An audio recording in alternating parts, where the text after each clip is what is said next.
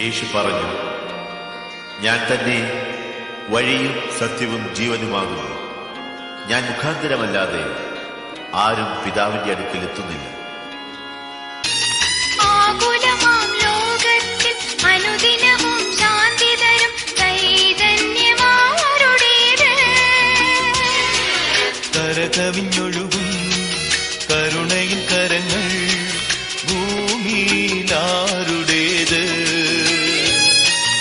ആകുലമാം ലോകത്തിൽ അനുദിനവും ശാന്തി തരും ചൈതന്യമാരുടേത്. കാൽവരിമലയിൽ നിന്നും ഒഴുകി വരും രുധിരത്തിൻ രോദനമാരുടേത്. പ്രാർത്ഥന കേൾക്കും അനുഗ്രഹമരുളും ദാനങ്ങളാരുടേത്. കാൽവരിമലയിൽ നിന്നും ഒഴുകി വരും രുധിരത്തിൻ രോദന